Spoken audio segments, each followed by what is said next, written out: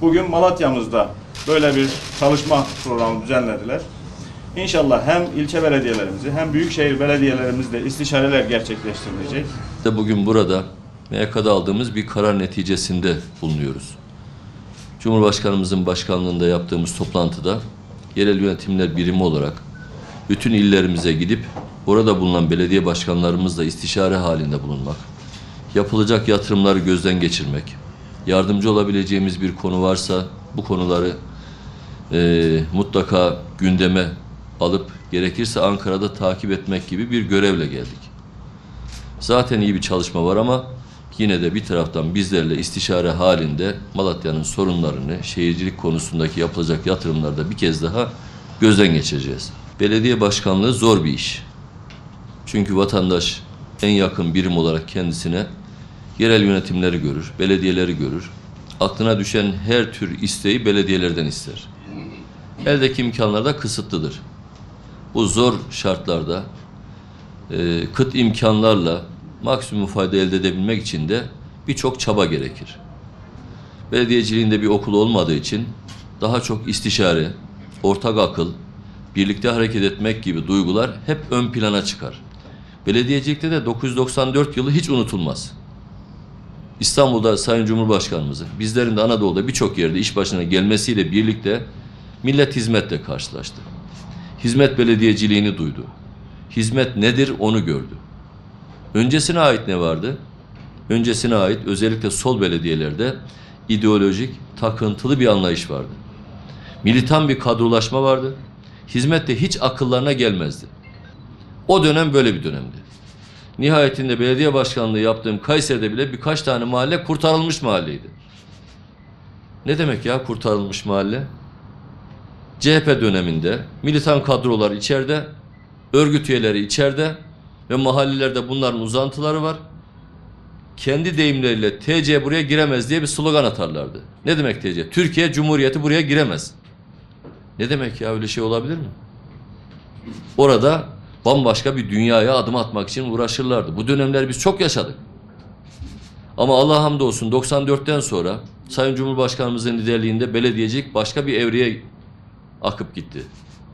Hizmet belediyeciliğine çıktı. Üzülerek söylüyorum. Evet, son seçimlerde doğru o günün psikolojisi, şartları biraz farklıydı ve Ankara, İstanbul, Adana gibi vilayetlerde Cumhuriyet Halk Partisi seçimleri aldı. Hayırlı olsun. Milletin iradesine hep saygı duyarız.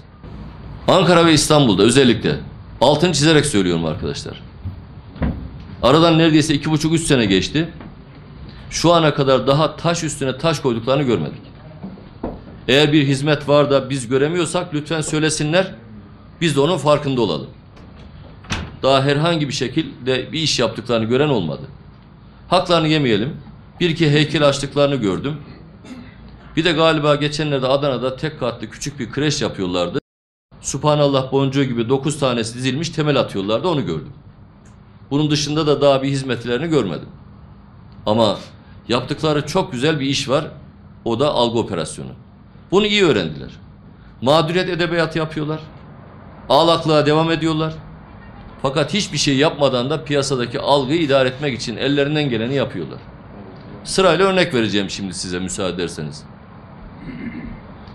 Birincisi, seçim öncesinde dediler ki bu şehirlerin öyle özgelileri var ki devletten bile bir şey almaya gerek yok ya. Ne gerek var? Biz bu şehirleri uçururuz. Evet, aradan 2,5 sene geçti. Özgelir cihetinde bir tek kuruş üretemedikleri gibi devletten aldıklarında yerli yerine kullanamadılar. Devletten de bunlara bir kuruş eksik para gitmedi. Efendim, meclislerde AK Partililer var, önümüzü kesiyorlar. Özellikle ben İstanbul ve Ankara grup başkan vekillerimize sordum. Yerel yönetimler başkanıyım. 2-3 ay önceki aldığım rakamları söylüyorum. İstanbul'da İstanbul Büyükşehir Belediyesi meclise 2179 tane karar havale etmiş. Teklif göndermiş. Arkadaşlarımız %98'ine evet demişler. %2'sine hayır demişler sadece. %2'sine hayır dedikleri de bir yeşil alanın üzerine kütle koymak istiyorlar. Onu reddediyor arkadaşlarımız. Elbette reddedeceğiz bunu. hayırlı ne iş gelmişse Ankara'da, İstanbul'da ve diğer büyük şehirlerin tamamında bütün kararlar evet diyoruz.